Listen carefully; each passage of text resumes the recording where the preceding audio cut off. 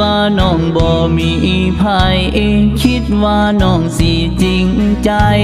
คิดว่าน้องบ่หลายใจจึงยอมใส่คำว่าแฟนเสียแห่งอายที่ปอบเงาแต่เจ้าบ่เทคะแนนเป็นได้เพียงตัวแท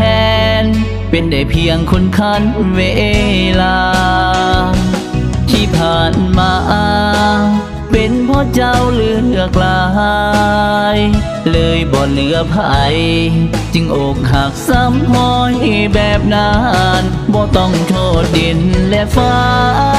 อย่าเอาน้ำตาซ้ำอ้อยเกือบหมดแดงโตน้อยสิตายย้อนน้ำอ้อยหวานย้อนความหลายใจตัวเองจึงสับล้างรถไฟ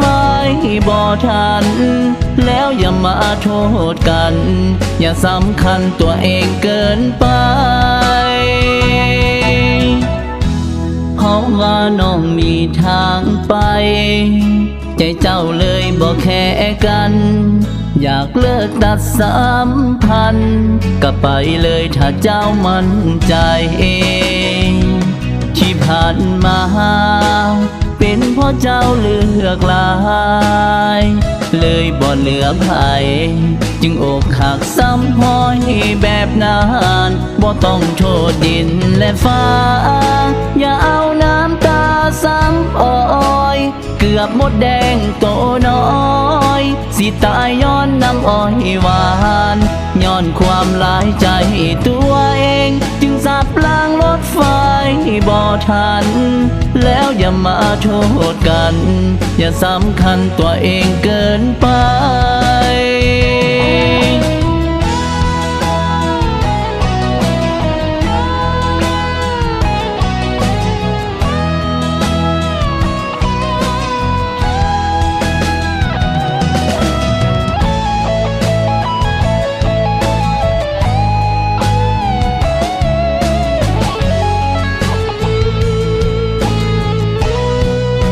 บ่ต้องโทษดินและฟ้า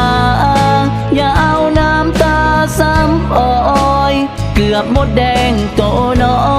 ยสิตายย้อนน้ำอ้อยหวานย้อนความหลายใจตัวเองจึงสับล้างรถไฟบ่ทันแล้วอย่ามาโทษกันอย่าสำคัญตัวเองเกินไปอย่าโทษภัยโทษใจเฮาเอง